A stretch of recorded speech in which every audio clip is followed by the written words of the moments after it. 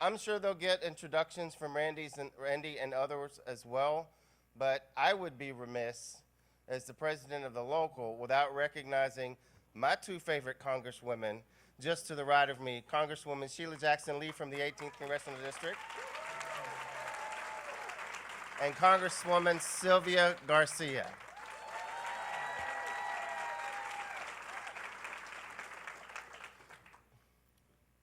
We are thrilled that the former vice president is here with us today, and we're equally honored to have Dr. Biden joining us too. Dr. Biden spent 13 years as a high school English and reading teacher.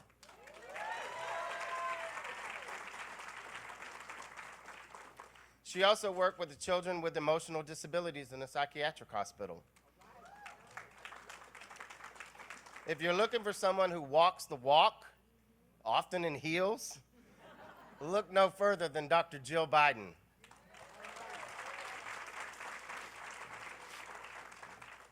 When Vice President Biden was elected, Dr. Biden made one thing very clear.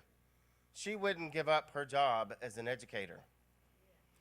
I believe very strongly that as partners, Joe and Jill's respect for each other, respect for the work that they do, and respect for the people they represent and teach inform both of them in their roles as public servants. How lucky we are that today we are not only joined by former Vice President, but one of our own. I am deeply honored to introduce to you the former Second Lady of the United States, Dr. Jill Biden.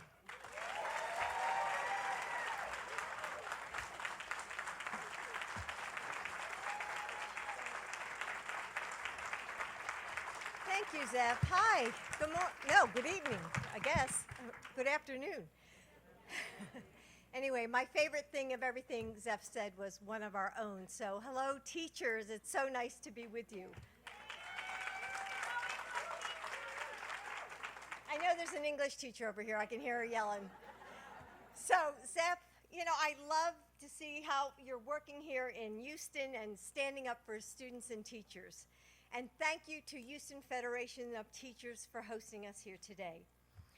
A few weeks ago, I was calculating my grades, and I realized one of my students had earned an A.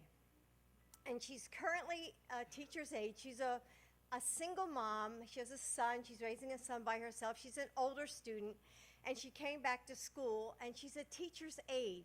But she's coming to community college because she wants to be a teacher. And she's working incredibly hard. And honestly, her grade was like right there, right on the line. And I was doing the grades and I was doing the tallies, and I found out she got a 91, so she got her A. So, like all of you teachers in the audience, I was so excited, I called her on the phone. And I said, you got your A, you got your A. And she was so excited, she said, you're making me cry. And so, it's a little thing, but it meant the world to her. And it meant the world to me to just see the joy, because she had worked so hard. And I've said it so many times, and I'm sure you say it too. Teaching isn't what I do, it's who I am. And I know a lot of you feel the exact same way.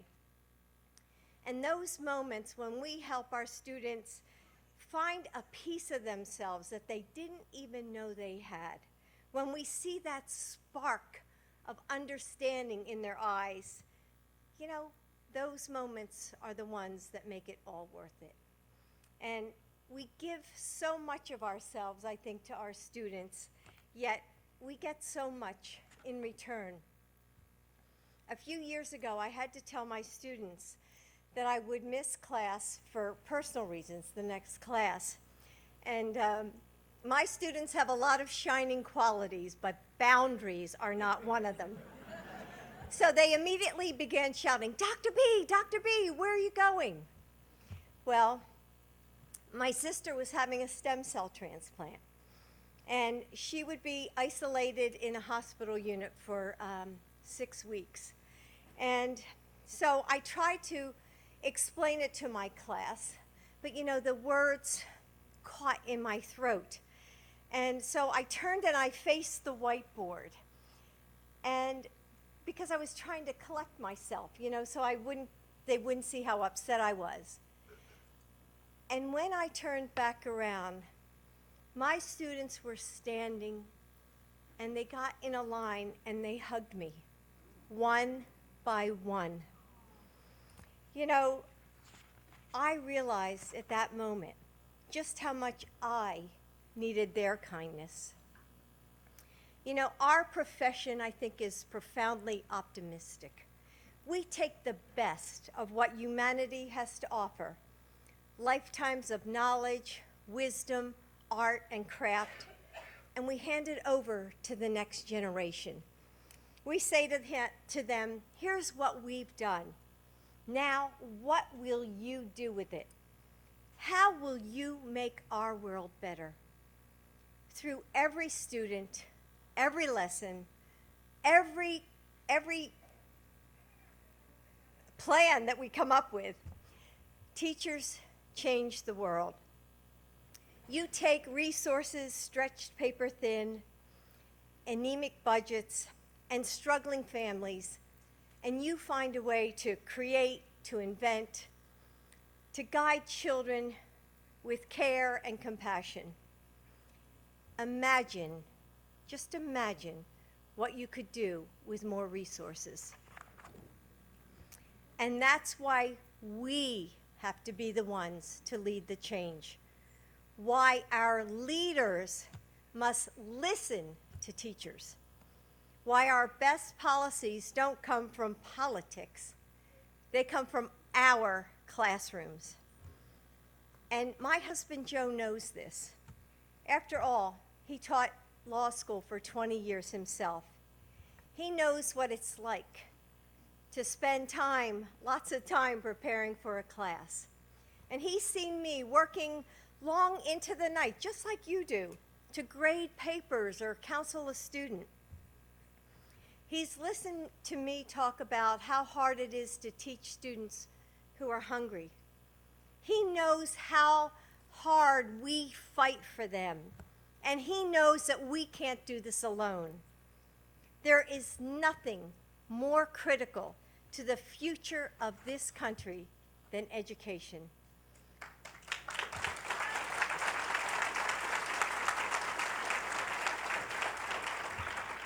And there is no one that I trust more to protect us, to listen to us, to drive a culture that sees our worth, that values what we do, than Joe Biden.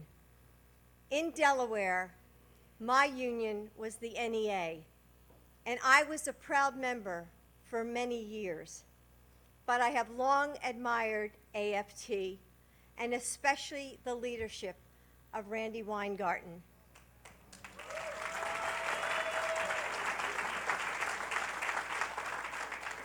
Randi, for more than a decade now, you have been the face of this fierce, dynamic, powerful group of teachers.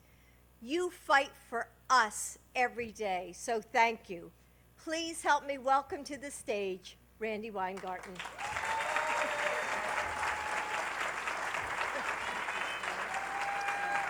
Oh, thank you for this opportunity. So, oh my God, I feel like I'm in stereo. So most of the jobs that I have today have been done already, which is this time I have to make sure that I introduce Elizabeth Santos. Where is Elizabeth? District 1, HISD. And I promised Zeph that I would tell you that he wanted to do this. It was just a momentary lapse. So he let me do it. So I also want to make sure, I know I said I don't have to say Sylvia's last name, but everybody backstage said, no, you have to say Sylvia's last name. So Sylvia Garcia, who is the Congresswoman from CD 29, stand up again, Sylvia, and Sheila Jackson Lee, who is the Congresswoman from CD 18, which is our host congressional district. Come on, Sheila, stand up. And we worked really hard with these two ladies. And, you know, Washington's not an easy place to be these days. And I am very grateful to both of you for being there and showing a little sunlight every now and then when the Democratic majority in the House of Representatives is there. So thank you very, very much. And you've already met, yes, we can clap for them again. And we've already, Zeph has introduced all of us and welcomed us, and I want to make sure that Louis Malfaro, the president of Texas AFT, is recognized as well. Louis. I think that's all my jobs, by the way. As soon as I get off the stage and we finish the town hall, I will tweet all those selfies.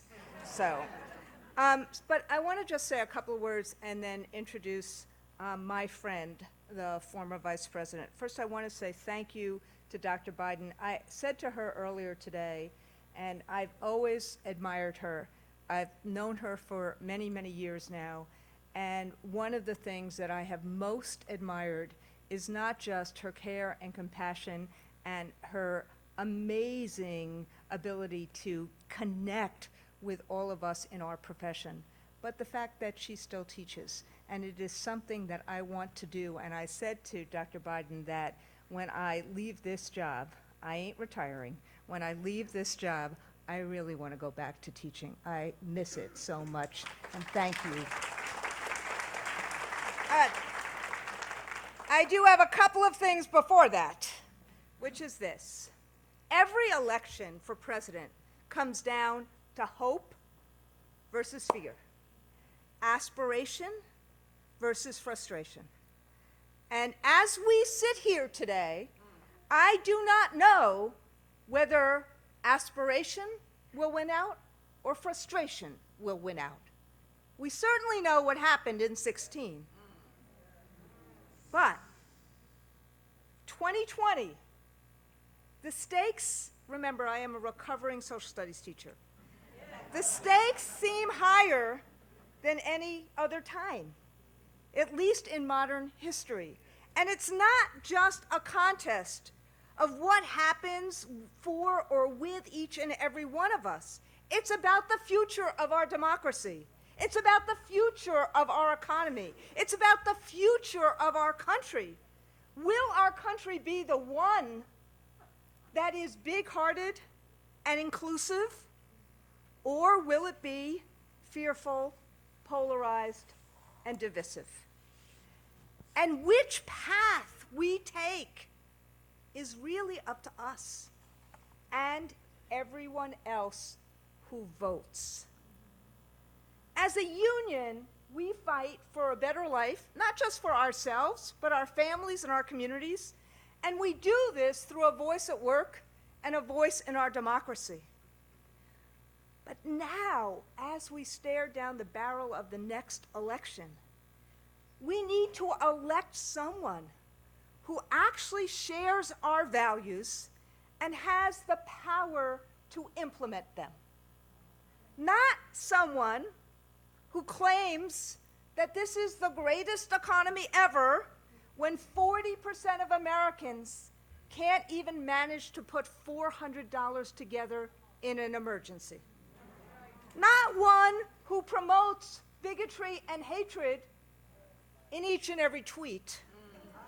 Not one who is so relentless about undermining the legacy of the last president that he would put everyone in a situation that they are one pre-existing condition away from bankruptcy. Not someone who installed Betsy DeVos as education secretary. I guess you agree with me here. Who I think we can say is the worst education secretary ever. Even worse than Rod Page.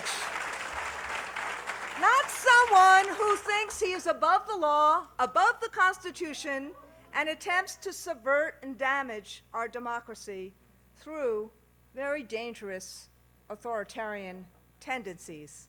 Or who, on Memorial Day, on foreign soil supported a dangerous dictator while attacking a former vice president of the United States.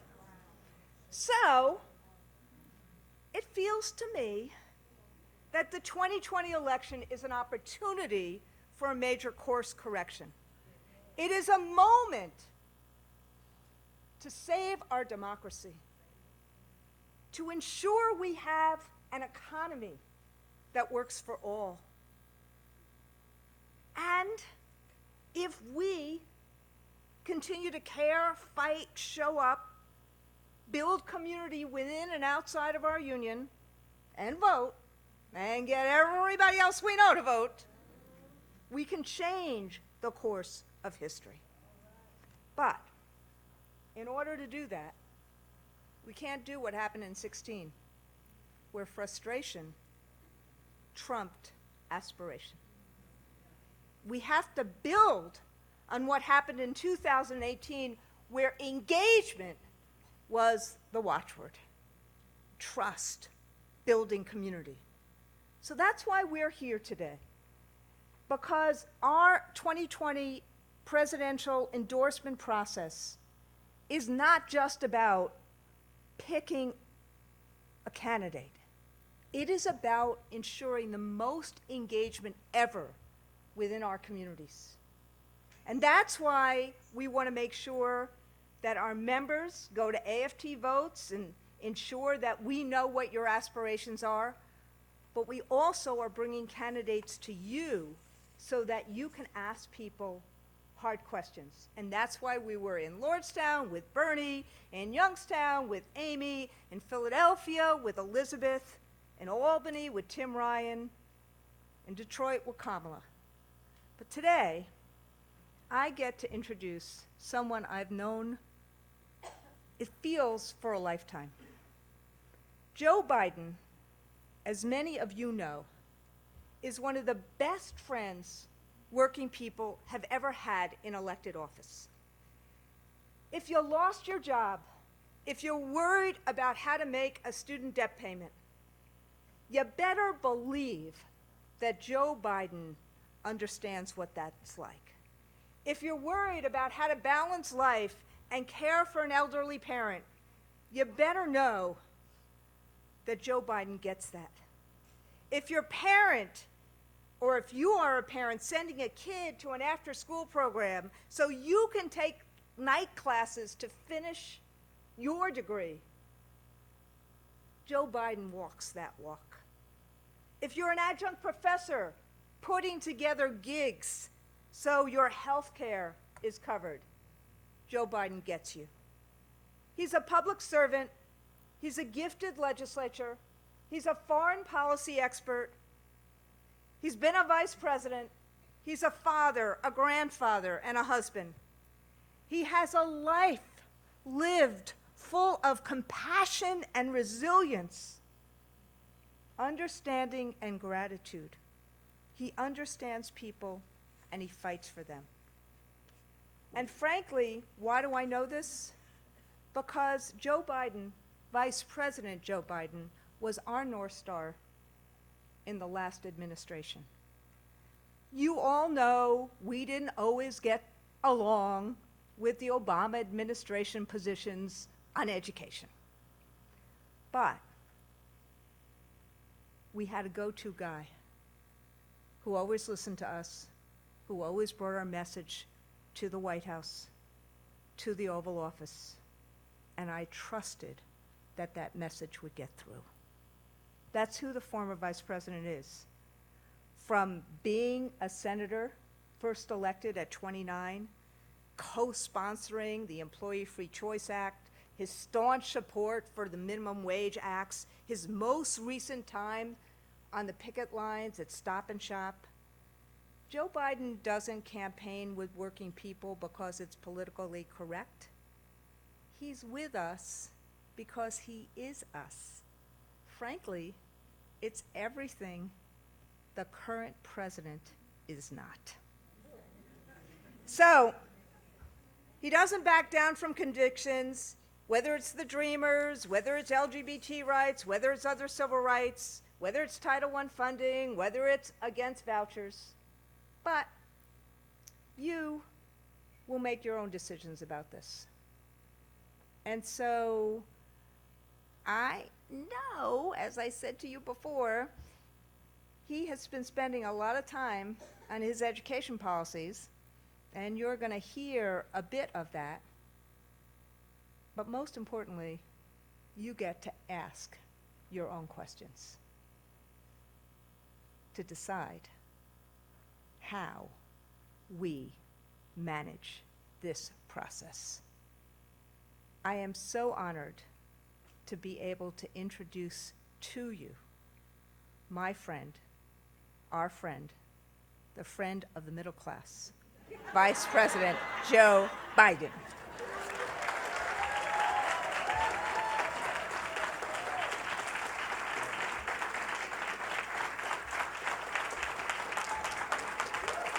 Thank you, thank you, thank you.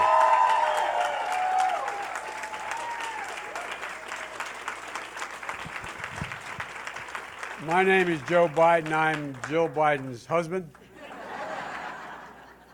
Y'all think I'm kidding. I just want you to know I've worked hard in a lot of things, but I never worked harder than getting Jill to say yes. I had to ask her 5 times.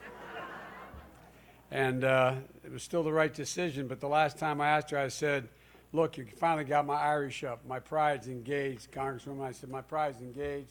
True story.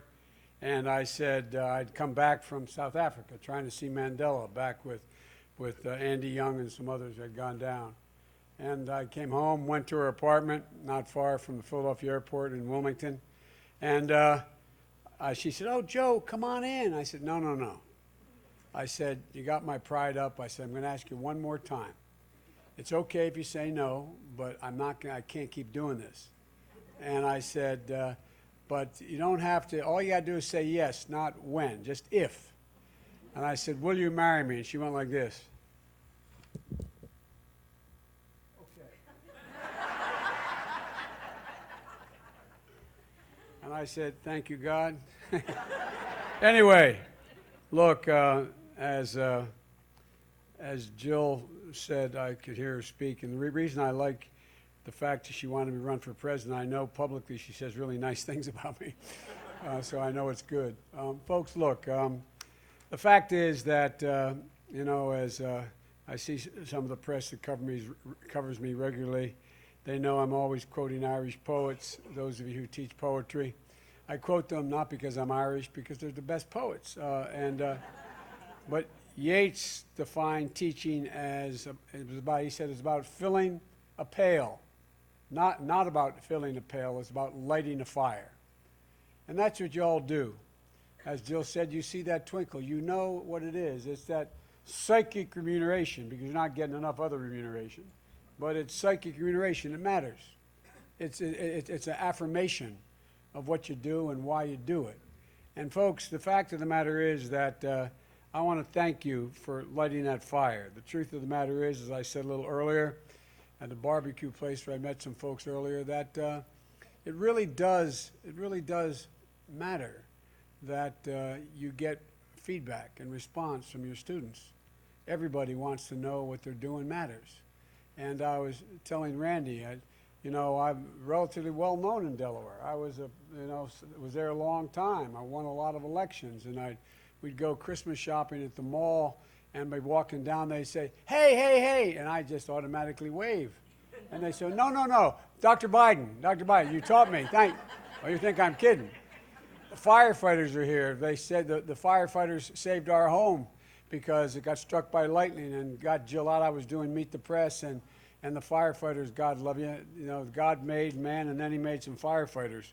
But they came and they got everybody out, got Jill out of the house, and even the cat and the dog, and saved the house, and so on and so forth. And the bottom line was, in the middle of the rain, while it was raining, Jill standing out there in her bathrobe. I was down in Washington, and a firefighter comes and said, Mrs. B, how are you? You taught me. So it doesn't matter where the devil she is. Look, folks, I want to thank the IBW for loaning us the hall here today. You know, I am, and I'm not apologetic about it, even back in the days when Delaware was a right-to-work state, I am a union guy, beginning, middle, and end. And by the way, let's get something straight here. Wall Street and bankers and hedge fund managers, good people, but they didn't build America. The middle class built America. You know who built the middle class? Labor. Labor built the middle class. And that's a fact.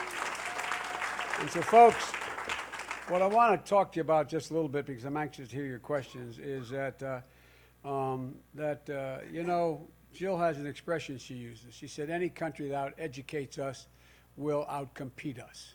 Will outcompete us. And the fact of the matter is that we're in the middle of a gigantic transformation in the United States here. We're going through what a speech, one of the most difficult speeches intellectually I ever had to make was on, I was asked by, at the World Economic Forum to speak on the fourth industrial revolution. And will there be a middle class? Will it be left? There's things that are changing so fundamentally. Moore's law, and artificial intelligence, the fundamental shifts that are taking place. And what has always been the case, which kept us ahead of the curve, which made us the leading country in the world, not a joke, has been education. We're the first major industrial nation in the world to have 1 through 12 grades free. Everybody, no means says anybody got to go. It was the thing that separated us from the rest of the world at the time. Now the world is caught up and many of them are passing us by as we sit still, not realizing we have to fundamentally adapt to what's about to take place and already taking place. 65 out of every 100 jobs today, in a study I was asked to do for the president, 65 out of every 100 jobs require something beyond a high school degree. 12 years is not enough, and we have to let you be engaged in revolutionizing how we treat elementary and secondary education, because you know better. And so the fact of the matter is that, you know, my dad used to have an expression. He used to say, and I apologize if the press has heard me say this 1,000 times, but I'll say it 1,000 more. He used to say that a job, Joey, is about, my dad, we moved from Scranton, notwithstanding the president saying I abandoned it, to find work. I was in 3rd grade, and my dad, and when my dad did Congressman, he said that we're in a situation where every time someone would lose a job, he'd say, Joey, a job's, and I mean this sincerely, a job's about a lot more than a paycheck. It's about your dignity. It's about respect. It's about your place in the community. It's about being able to look your child in the eye and say, honey, it's going to be okay, and mean it. Well, as Randy pointed out, an awful lot of people can't even come up with and people who have jobs and are doing well can't come up with $400 in a single month without being strapped, have to sell something or have to mortgage something. And folks, this idea that somehow we're in a position that we don't look at the dignity of work. And I think the single most important thing, and by the way, I used to drive a school bus, not a joke, when I was in law school in the summer. And the reason I did, by the way, I learned a lot. I learned a lot because you know when you drop that kid off in a rural area in Auburn, New York, you drop him off and there's no one there to greet him. There's no one there at home. I would be able to go in and talk to the guidance counselor and say, look, I just dropped Johnny or Mary off yesterday, and there's nobody there. There's nobody there. You know, or, you know, I substitute taught at a school in Syracuse, New York when I was in law school to make some spending cash, some money. And, you know, but the point is that you all know how you dread we substitute teachers when we come in. But I was in an alternative school that I taught. And all the kids who got kicked out of the regular school but weren't, you know, and I learned a whole heck of a lot about how it works. And then as Jill pointed out, it was different, but I taught for over 20 years an advanced course in constitutional law. And it made me realize that how much preparation it takes. And I wrote the manuscript. They worked out of the book that I wrote. And not a joke. Every single solitary Friday or Saturday morning, it was Saturdays I taught it so I'd have no conflict, between 9 and 12, every single solitary class I taught, I spent 3 hours in preparation. And grading those, I'm an easier grader than Jill. You all think I'm kidding, I'm not. But you know, grading those papers and spending the time, and I don't know how many hours. I never had a class that went less than 5 hours. It was a 3-hour class. People would stay because they had problems. How am I going to pay for this? How am I going to get this done? I'm having this trouble at home. I need, and no, and that was in a law school. That wasn't in a high school. That wasn't in a high school. And so the fact of the matter is, folks, that I don't think people fully appreciate the circumstance that many of you find yourselves in. And look, one of the things you all know better than I do, because you do it every single day, there's an overwhelming need for wraparound support for you. Everybody comes in and they think about today. You're expected to be a social worker. You're expected to be a counselor. You're expected to have some background in psychiatry or psychology because of the mental health problems that exist today. You're expected to be the person who is the person of last resort. Not a joke. Not a joke. Jill teaches a class, and her average age of her students is closer to 28 now that she teaches at Northern Virginia Community College. A lot of women who had busted their neck just getting through school, didn't want to go back to high school, but now they're coming back. And they're reading the essays. She never tells me the names, but read the essays that they write about their background.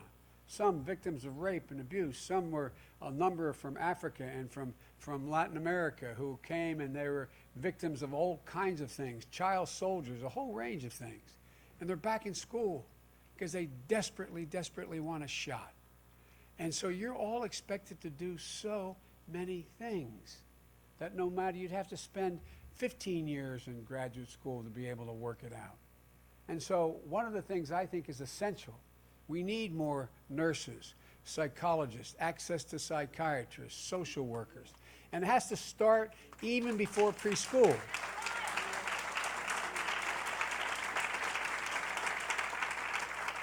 There's a lot to say. I'm just going to say a few more words before. And by the way, Jill has to be on Trevor Noah tonight. She teaches his book. And she just wrote a book. And so she's flying to New York to catch a flight. And he asked her to be on his show to ask an interview about her book. But the truth of the matter is, I got a feeling it's going to be about Trevor Noah's book, which is good. But my point is, that's why she left. But here's the deal, guys. You know, one of the things that I think is really, really important is that everybody's going to tell you how much they value education. Well, I got an expression I use. Don't tell me what you value. Show me your budget, and I will tell you what you value. Show me your budget, and I will tell you. And tell me how you are going to acquire that budget. Not generically. We can all stand up and say, I don't know any of our Republican friends that don't value education as they're voting to cut it in the United States Congress or cut it in the administration. But here's the deal. One of the things that I think you have a right to demand of us is how are we going to pay for the things we say we're going to do. Now, what I'm going to do is very quickly lay out the 4 or 5 pieces of the plan that I have and then get into questions with all of you, if I may. One is that I think that we have to not only increase but triple, and we can afford to do it, I can tell you how, from $15 billion a year to $45 billion a year, Title I. And it will allow you, and within that requires the 3 things they have to do first, including making sure you have a wage increase, making sure that it takes care of you being competitive. Look, you all went out and went to college, you spent 4 years, you ended up with a debt, most of you, if not all of you, and you end up in a situation where you in fact are making 25% less than most college graduates. And it's just not right. And so look, how do we increase the dignity of work? How do we increase the professionalization of how you're treated unless we pay you what you are remotely entitled to? And so there's means by which we can do, I'll go into it in detail if you want, in the Title I funding. Secondly, I think it is really important that we provide greater opportunity for teachers to advance and learn and be paid while they're doing it.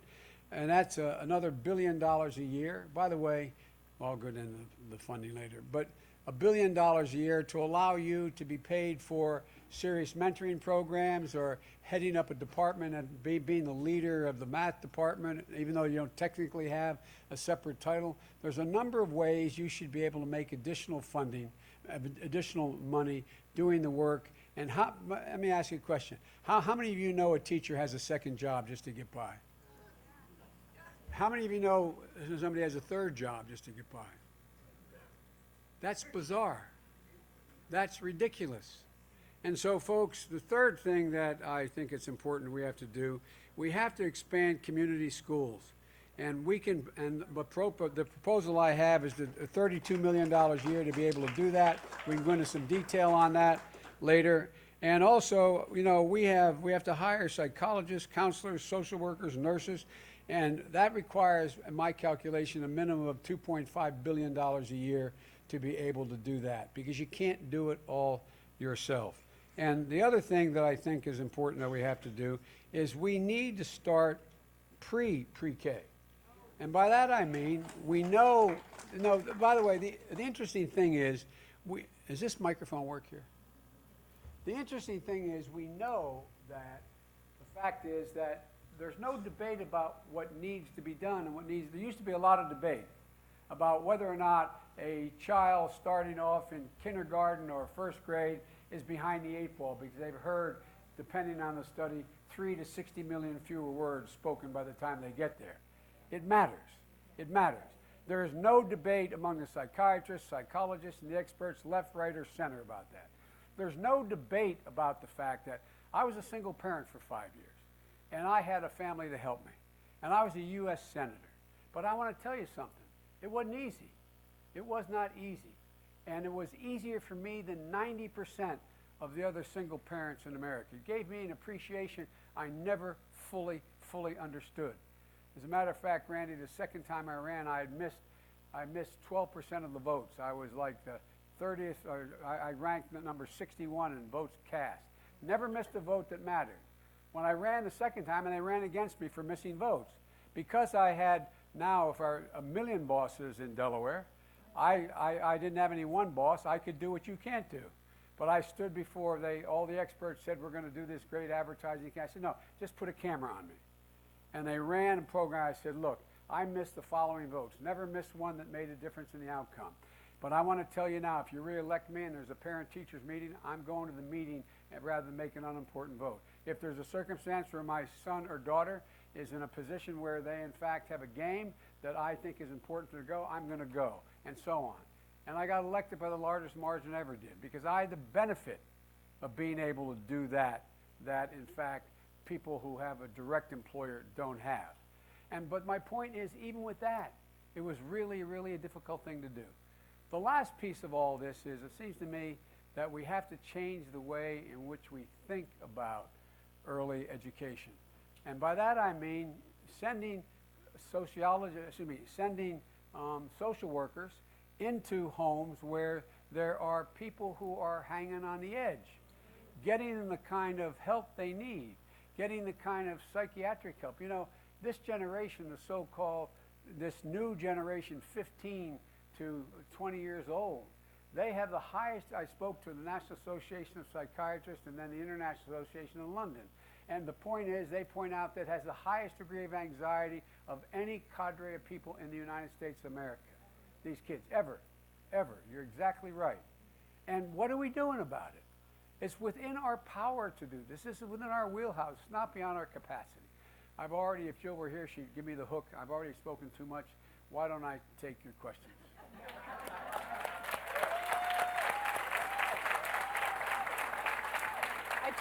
I told you he knew what he was talking about. All right, why don't we do this? I have a couple questions from the internet, which I'm going to use at the end. We have a hard stop. I'm not going to tell you when it is, but why don't we just do... Tell me so I can sure. And what I can't answer, the congresswoman will answer for me. All right, so why don't we raise hands? I promised this young lady that she was going to have one of the questions. Would you like to start? Would you tell the Vice President your name? And her teacher has said that she could use the question instead of her teacher. Hi.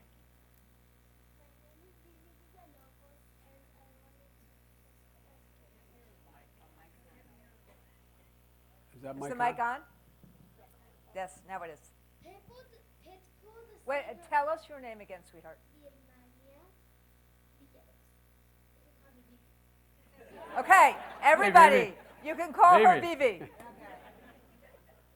Pitbull, the singer, always says, "We are the United States of America, not the divided States of America."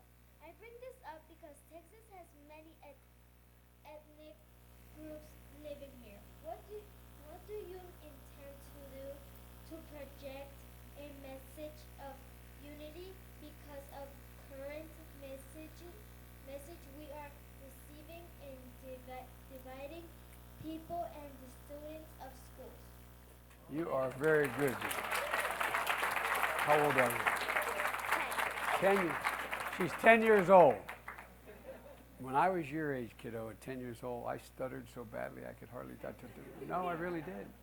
Everybody can still laugh about stuttering. If I said I had a cleft palate or a club foot, no one would have laughed. But stuttering is the only thing people can still laugh at. It's incredibly debilitating because you walk in and you say, you know, would you like to go to the prom with me? You know, it sounds silly, but go see the King's Speech and you'll understand it better.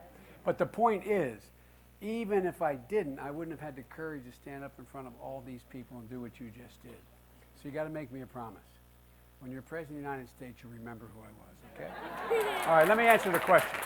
Look,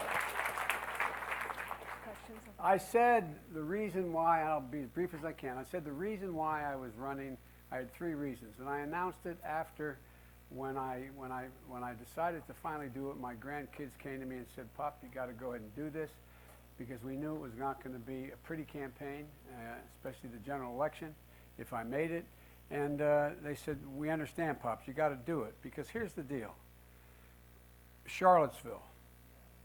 I never, ever, ever thought coming out of getting involved in the first instance because of civil rights and civil liberties, I never thought I'd see people coming out of fields carrying torches, literally carrying torches, chanting the same anti-Semitic bile that was chanted at the time that Hitler was taking over Germany in the 30s. Not a joke, same bile.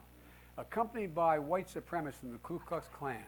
And then when asked by and met by decent, honorable people who were opposing the hate and said, "Not here in our city," and a clash ensued and a young woman lost her life.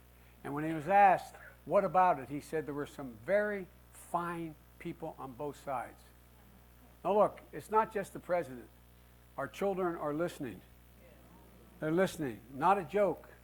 Not a joke. Hate crimes are way up. We've empowered people come out from under rocks that never existed before. Here's what the Constitution says, and I remind everybody of this. The Constitution, as well as the Declaration of Independence, they use the word we the people. We hold these truths to be self-evident, that all men are created equal, endowed by their Creator. We've never met that requirement before, but we've never walked away from it. Never one single time. It's happened. And now the Breitbarts and the hard right and the rest of these folks out there, they're legitimizing by their actions the kinds of things that are happening. You saw what happened to the synagogue. Anyway, I won't go into it all, but the bottom line is this. I think the worst thing that happened to the United States of America of late is this division, villainizing and talking down other people. The idea that all Mexicans are, the idea that, and I could go on and on and on. I think we need an immigration policy that is who we are. Who we are. We are the United States of America. No, it sounds corny, but here's the deal. Look, think about this. All of you, except if you were ancestors of someone coming over on a slave ship, the original sin of America. If, other than that, everybody got here because the reason we're the nation we are is we were able to cherry pick the best of every single culture. When my great-grandfather, great-grandfather Owen Finnegan got on a coffin ship in the Irish Sea, had no idea he was going to make it, it took courage, it took optimism, it took determination, it took resilience. when somebody's down in Guadalajara sitting around a hand-hewn table and he says to his kids and his wife, let's sell everything we have, give it to a coyote, they'll take us across the border, drop us in the desert where we don't want to be, in a country where we don't speak the language. Won't that be fun? No, I'm serious. Think about what it takes. Think about what it takes. So we got to fundamentally alter our immigration policy. And we got to just look. The Dreamers have already adopted the American dream. They are Americans. They already are Americans. But I tell you what, honey, what I'm going to do, if you give me an address, I'm going to write you a longer answer and tell you the exact things I would do. Okay? Okay? Promise? I'll bet you're as bright as you're good looking. I tell you what. What's your favorite subject? Journalism. Whoa. Whoa, I better be more circumspect in my answers. Those guys back there. Look, come here. Come here. Go ahead, the next question. I love it. Okay, You over see here. this? Washington Post, New York Times, all these guys. You ought to go back and talk to them, okay? All right? And by the way, that's one of the things that's a dangerous idea. You know, as these guys will tell you, I'm not always their favorite subject. But the truth of the matter is, the reason we are who we are is called a free press. Continuing to denigrate it is dangerous. That's the guy you want to talk to, okay? A letter underneath. Somebody take her back to meet the press. I love it. Sorry. You're going to get an internship from the Washington Post, from the New York Times, And if that doesn't work, come work for me. MSNBC. Okay, this gentleman over here. Tell us your name and school or whatever if you want to. Clayton Settle. My wife's a teacher at George Ranch High School. My question, Mr. Vice President, if you become president and you have a Democratic House and a Republican Senate, what part of your agenda do you think could become law? Well, by the way, I think the bulk of it can become law. Let me tell you why. And I'm not being I'm not being Pollyannish about this. Even the press, although they tell me everything has changed, I refuse to believe everything has changed. Human nature is human nature is human nature. God had made a new brand of man in the millennia. And here's the deal. Here's the deal. Not a joke. The truth of the matter is, the vast majority of Republicans, a significant minority of Republicans, that's all I need, in the House and the Senate, understand that this tax cut was passed, creating another $2 trillion in debt, and increasing the number of exemptions in the law. There are now over $1.6 trillion in what are called tax exemptions. Some people call them loopholes. Some are justified. It makes sense to give a person a tax break if, in fact, they were to give a charitable contribution. But if you give a charitable contribution, they turn me off. I don't blame them. I must have. There it goes.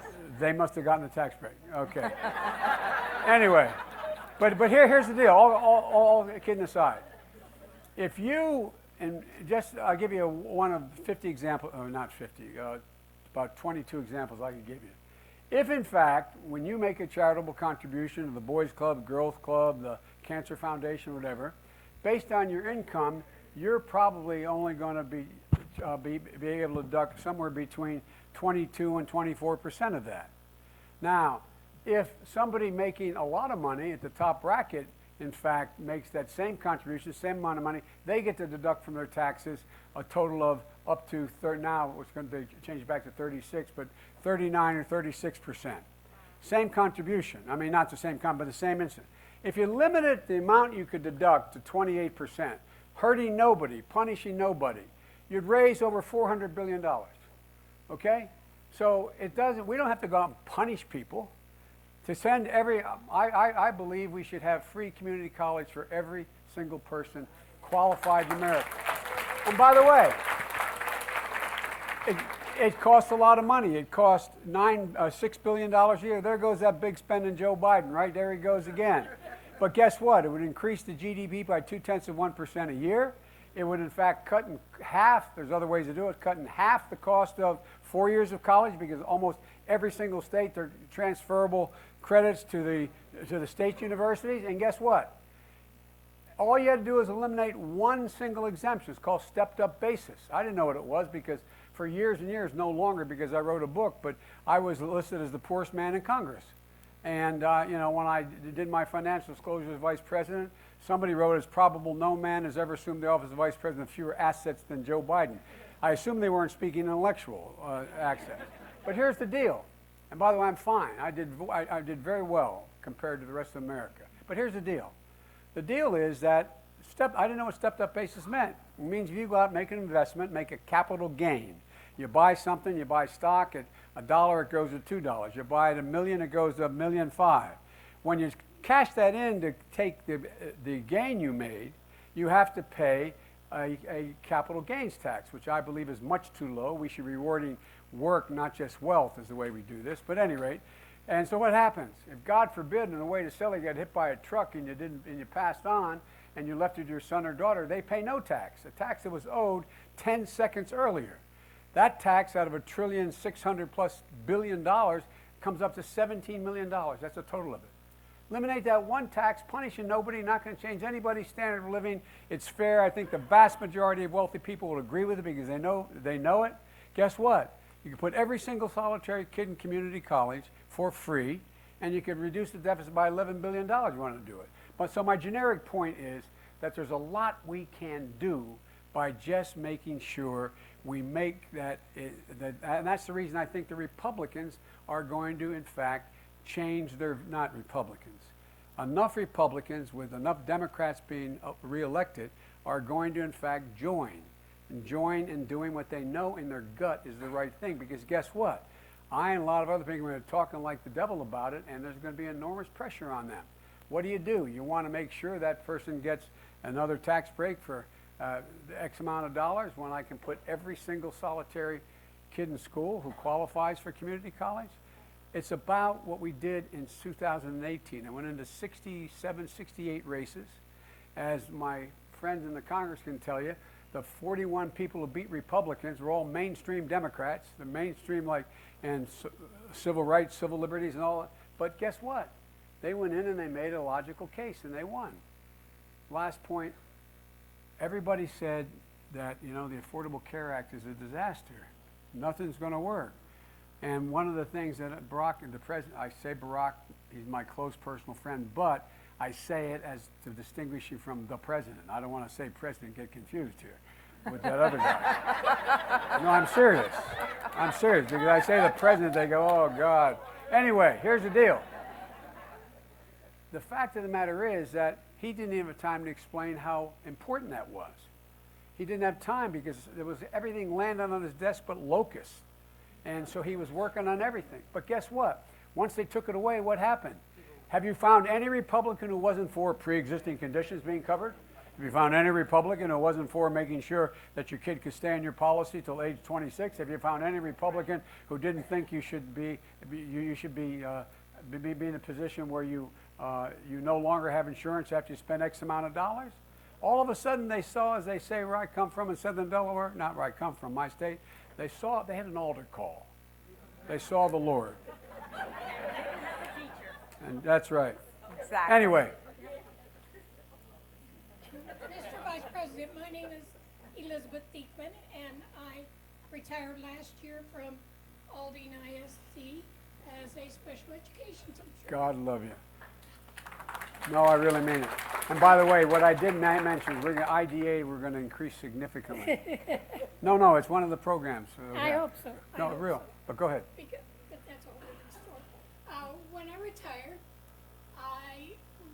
with my teacher's retirement benefits, but I also worked for many years in the public, and I paid into Social Security for years and years and years.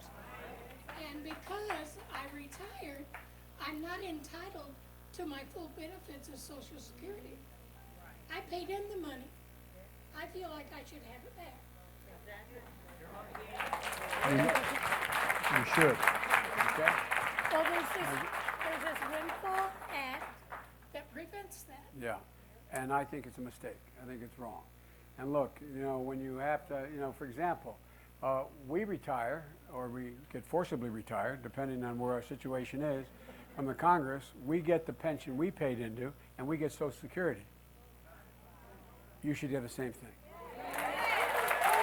And there are about 10 states, and Puerto Rico where that happens. Yes. And that's a very big deal, particularly in a state like Texas. I can see it's a big deal. I know because I was told beforehand that there are a bunch of people who have questions about charter schools, and there's a bunch of people who have questions about student loans. Am I right about this?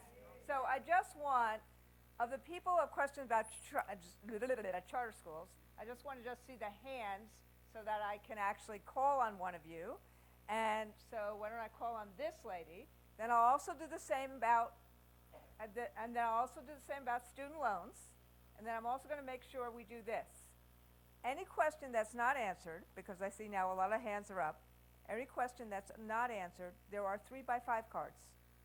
The Vice President has said that he will make sure we answer all those questions. I want to hear your questions. So I want to make sure that if we can't finish all the questions, which we will not be able to do because we have a hard stop at 6:10. They've already extended because of all the time that we were all chatting. So I want to see the question about charters and then student loans, and then if we have more time, we'll do more. Hello, my name is Marcel LeBlanc, former President Joe Biden. Year after year, research shows that charter schools lead to more segregation and leave students with needs out behind. Yet, unregulated for-profit charter schools continue to pull money out of our public schools for needing staffing and services for students. What is your plan to stop the growth of unregulated for-profit charter schools? To stop them, I don't support it. And by the way, as I think Randy will tell you, I was part of that conversation. Sorry, I've been walking around. No. I do not support any federal money, private money. I mean, for-profit charter schools. Period. And number two, there are what we started off initially talking about magnet schools, but now we call charter schools. There are some charter schools that work, but the truth of the matter is that I don't think any charter school system that does not allow for total enrollment based upon the fact that where you live, your access, whether it's a lottery or not, should be in a position where they make those kind of choices. So, because the bottom line is it siphons off money for our public schools, which are already in enough trouble, as well as it siphons off other assets as well. I can give you a longer answer, but I'm going to get in trouble. Thank you. Okay. A question on student loans. I just want to make sure, since that's what I was asked before, but if not, okay, right back here, and then we'll go back to this side. I saw that lady. This lady over here has had her hand up for a long time. So that side over here, student loan question. I get a lot of exercise this way. Thank you. I'm getting all my steps in. Hello, my name is Nicole Jackson. I work at Madden Elementary in Richmond, Texas. My question is about student loan interest. My husband and I have over $100,000 in student loans between us, and we're both teachers. And we have acquired probably over $7,000 in interest alone. If we are supposed to be paying our student loans back, how can we get relief from just the interest alone? Well, by the way, as you know, we try to do, the answer is if you're teaching, you should be able to have your student loan basically paid off. Now, but here's the thing, the existing program, the existing law is much too difficult. Too many hurdles that have to be gone through. Too many hurdles. I think it can be simplified, and again, if you give me your name, I will get to you specifically, but it can be simplified significantly. And so that you qualify, if you're teaching in school, to be able to not have to pay that loan. And the years that you're working, you don't pay the loan and it gets reduced up to a certain amount. The point is that secondly, it is student loan, most people are defaulting if my memory serves me correctly, are people whose student loan is in the range of $18,000 to $20,000. And we should be able to do a great deal there as well. But the student loan program is, you know, we ended the for-profit piece of this a long time ago, and now we're in a position where the question is, how far back do you go? I'd like to go back pretty far because I had my deceased son, went to Penn and then he went to Syracuse Law, and he graduated with $120,000 in student loans after my borrowing everything I was able to borrow against my house, etc., as much as I could do. My other son went to Georgetown and then Yale Law School. He, in fact, had $140,000 in terms of his. Here's the deal. When you, in fact, anyway, the point is that I think there has to be a means by which you get to total debt forgiveness and delay in terms of what you have to do in terms of the service you're rendering to the country. And the service you're rendering to the country here is teaching, qualifies as one of those things, but it's much too onerous the way the traps you got to run through to get it. But I'm happy to talk with you more about that, but anyway, it's a big problem. Mr. Vice President, just so you know, and just so you know, the AFT has sued Navient because of all the misrepresentations. We have all these debt clinics, and we should make sure we have one in the Houston area. And we just have actually worked on and found a new tool that even with a broken system, we will be able to help people. Yes. And we are in the midst of making sure that 100,000 of our members can get access to this new tool so that hopefully, let's make sure between the Houston area and AFT Texas, we get that information available to you now. We need the new plans that the Vice President is talking about. But I agree but with at you, least Mandy. you have this right now. And by the way, she's not in the midst of it, she's leading it. Thank you. Thank you. Good afternoon. She's afraid to give you that, huh? She's not giving you that microphone. My name is Michelle Williams, and I work about 10 minutes from here at Cashmere Gardens Elementary, which is one of the underprivileged schools here in Houston ISD. And one of the issues we have at our school is that our students do not have access to science, technology, engineering, and mathematics. So if you were to become President of the United States, how would your administration address the inequities in the access of the STEM fields to students like mine? The way you do it, and the significant increase in Title I, that's one of the 3 requirements at the front end they have to meet besides teachers' salaries. And that is making available to every one of the schools that qualify under, as you know, it's about 45% of the schools in the country, yours qualifies under Title I, that they offer the courses that are needed and provide the personnel to be able to teach those courses. But again, it is part of what has to happen. Because here's the thing that bothers me a lot. And I guess I'm ending with this, I don't know. But here's what bothers me a lot. You know, even our, how can I say it, more enlightened friends have, I think, a very, not a very healthy view of the capacity of all of our children.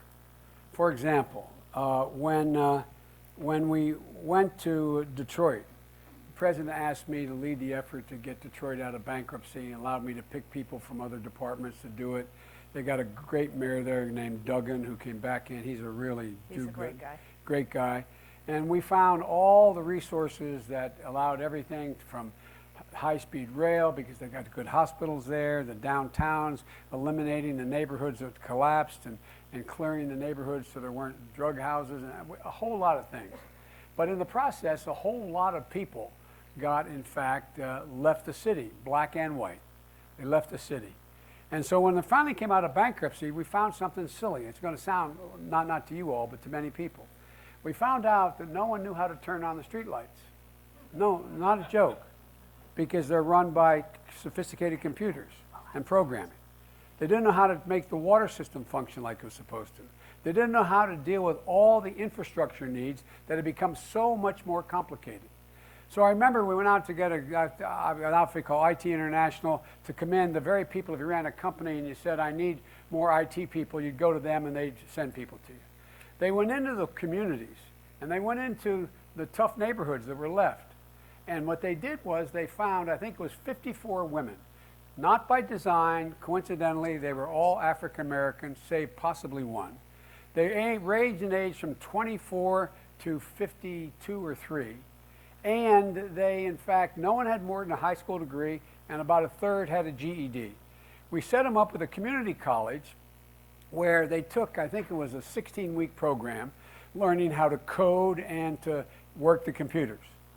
And everybody said, when I remember going in and making this case for what I was going to do, and a lot of people, not in the administration, but a lot of people in Congress were very progressive and liberal, and a lot of people, I said, I don't know, Joe, man, I mean, how are you going to make that work?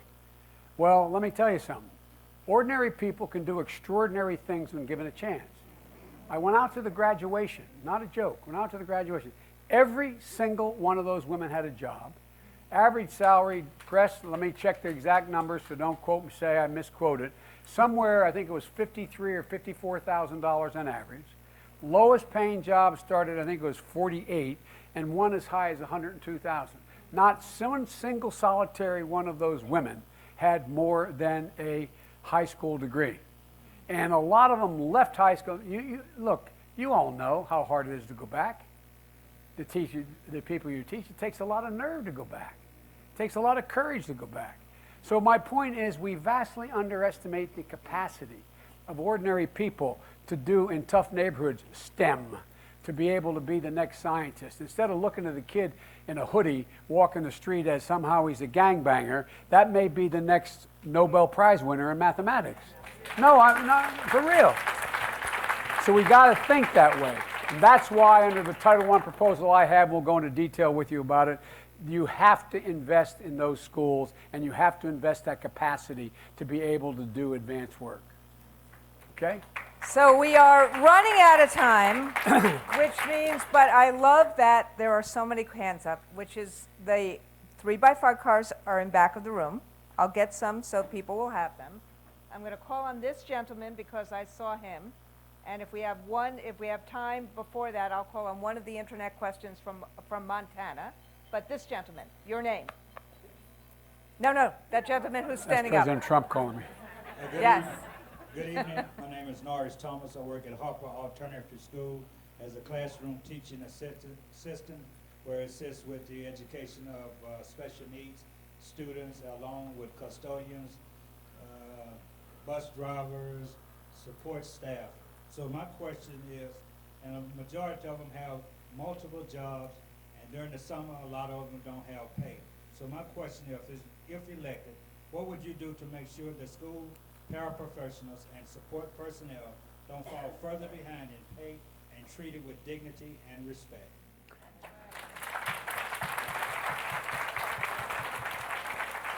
Make sure they're recognized and paid for what they're worth. Again, most of the cases you're talking about are cases where our schools that qualify for Title I.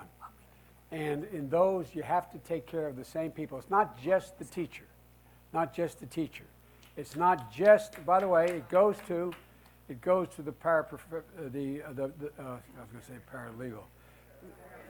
paraprofessionals. It goes across the board, including to everyone who works for the system. And because, look, it is, it's a family deal. You can't do it with just teachers alone. And you got to get it, so that's why we need to get significantly more help in those classrooms for you as well in dealing with other problems that exist, beyond making sure that you're paid a reasonable salary, much more than they're being paid now, in order to be able to do the job they do. Because look at it another way.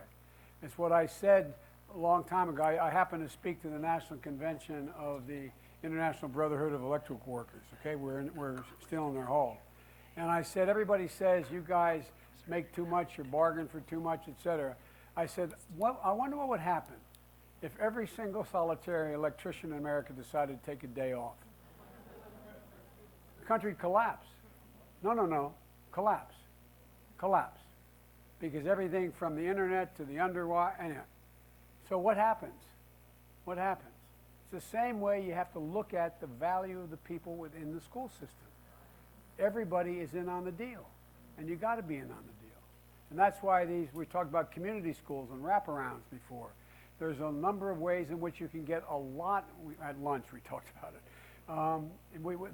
We can do a lot by bringing in outside people who want to be engaged, companies, philanthropies, people who in fact run the mental health hospitals, or people who are engaged in a whole range of activities that affect the ability of a student and a teacher to be able to have success with a student.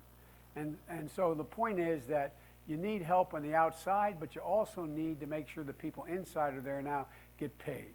And we're able to do that through the Title I provision, as well as the provisions we have for the for community schools and the $450 million and the rest. Anyway. So I promised the Vice President's staff a hard stop at 6:10. And so I have to keep my promises, but I want to say this. There are lots of questions around. Can we do one more? Like, yeah.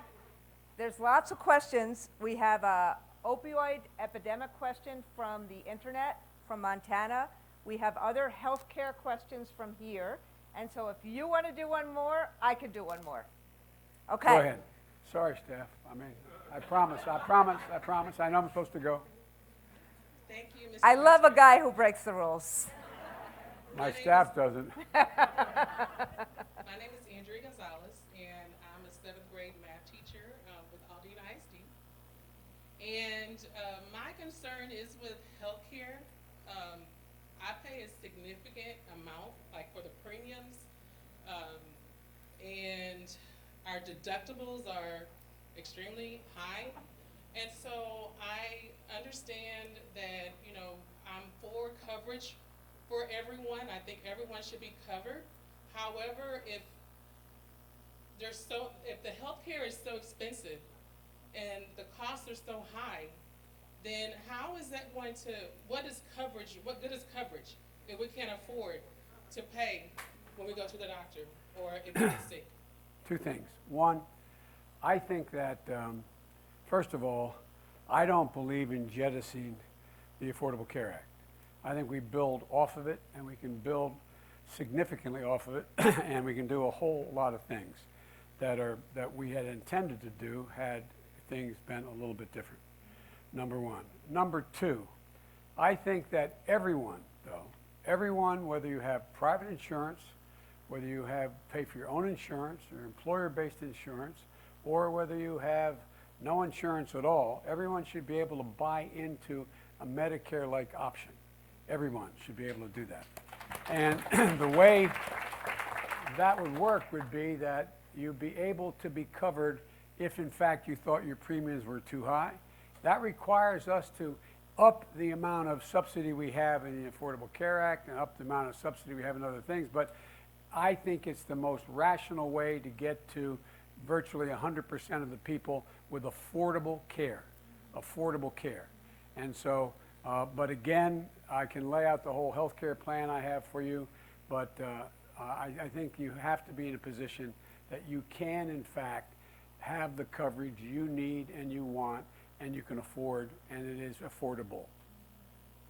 So can we actually say, first off, remember, 3x5 cards back there.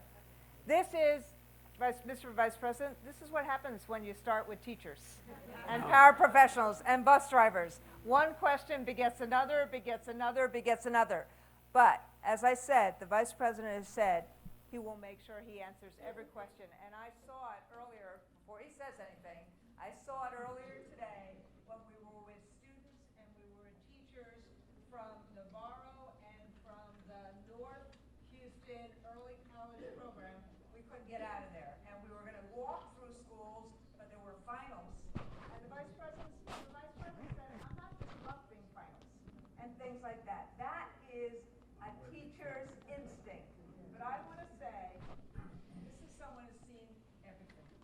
And I want to say that on behalf of myself and the AFT and this amazing group of people from Texas, I told the Vice President before how little rights people have in Texas if they are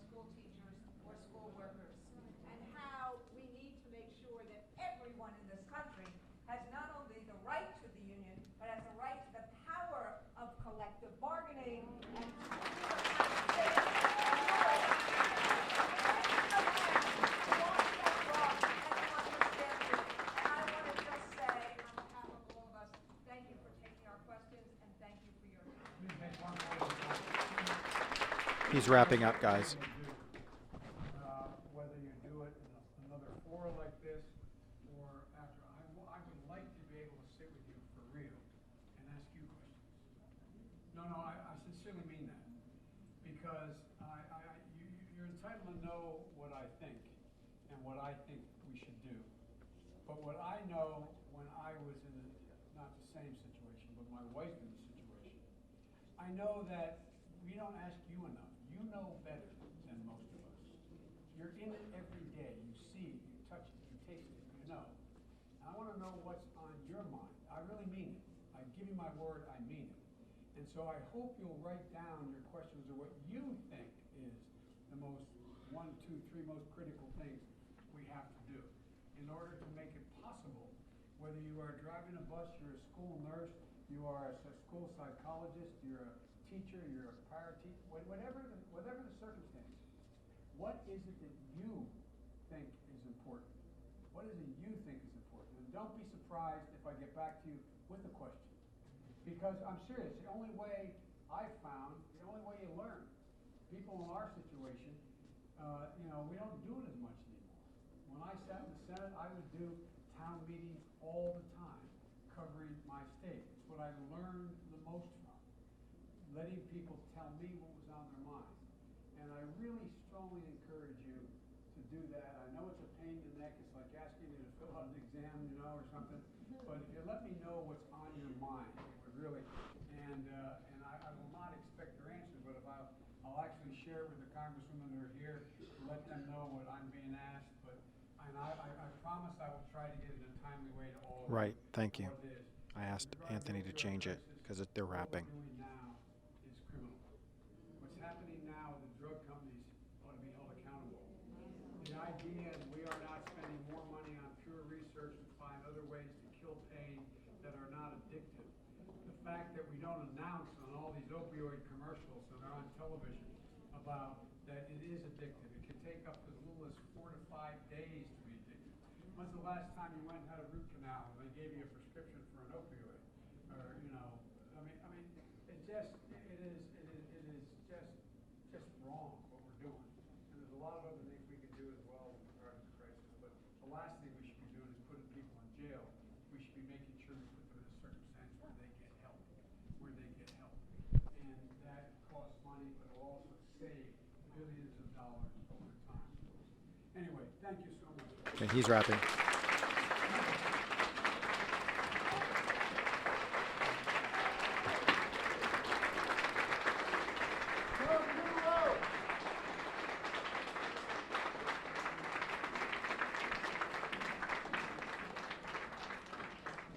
I got you.